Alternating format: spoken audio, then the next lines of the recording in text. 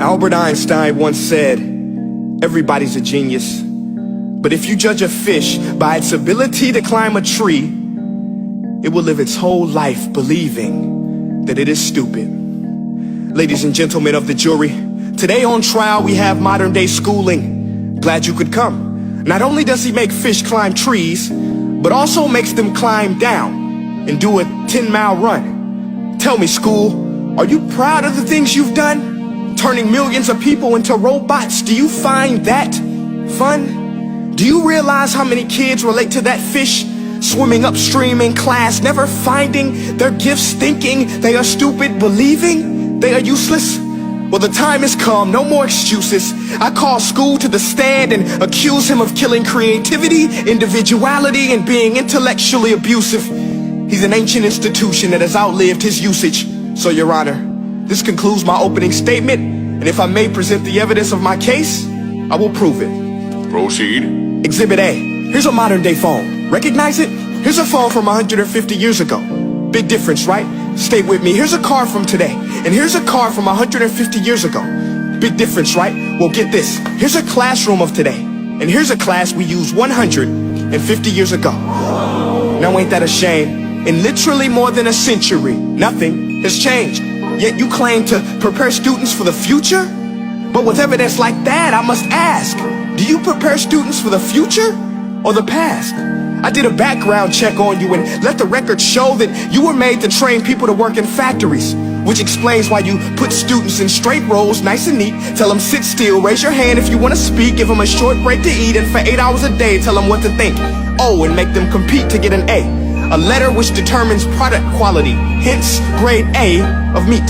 I get it. Back then, times were different. We all have a past. I myself am no Gandhi. But today, we don't need to make robot zombies. The world has progressed. And now we need people who think creatively, innovatively, critically, independently, with the ability to connect. See, every scientist will tell you that no two brains are the same. And every parent with 2 or more children will confirm that claim. So please explain why you treat students like cookie cutter frames or snapback hats, giving them this one-size-fits-all crap. Watch your language. Sorry, Your Honor, but if a doctor prescribed the exact same medicine to all of his patients, the results will be tragic. So many people will get sick, yet when it comes to school, this is exactly what happens. This educational malpractice, where one teacher stands in front of 20 kids, each one having different strengths, different needs, different gifts, different dreams, and you teach the same thing the same way? That's horrific. Ladies and gentlemen, the defendant should not be acquitted. This may be one of the worst criminal offenses ever to be committed. And let's mention the way you treat your employees. Objection. Overruled. I want to hear this. It's a shame. I mean, teachers have the most important job on the planet, yet they're underpaid? No wonder so many students are short-changed.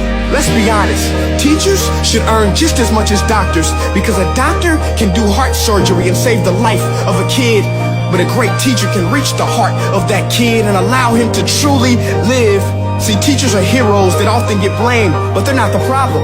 They work in a system without many options or rights. Curriculums are created by policymakers, most of which have never taught a day in their life. Just obsessed with standardized tests. They think bubbling in a multiple choice question will determine success. That's outlandish. In fact, these tests are too cruel to be used and should be abandoned, but don't take my word for it. Take Frederick J. Kelly, the man who invented standardized testing, who said, and I quote, "These tests are too cruel to be used and should be abandoned." Ladies and gentlemen of the jury, if we continue down this road, the results will be lethal. I don't have much faith in school, but I do have faith in people.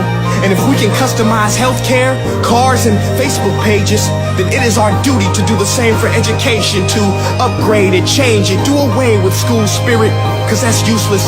Unless we're working to bring the spirit out of each and every student, that should be our task. No more Common Core. Instead, let's reach the core of every heart in every class. Sure, math is important, but no more than art or dance. Let's give every gift an equal chance. I know this sounds like a dream, but countries like Finland are doing impressive things. They have shorter school days. Teachers make a decent wage. Homework is non-existent, and they focus on collaboration instead of competition. But here's the kicker, boys and girls. Their educational system outperforms every other country in the world.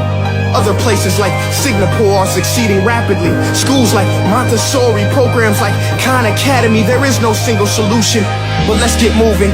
Because while students may be 20% of our population, they are 100% of our future. So let's attend to their dreams, and there's no telling what we can achieve.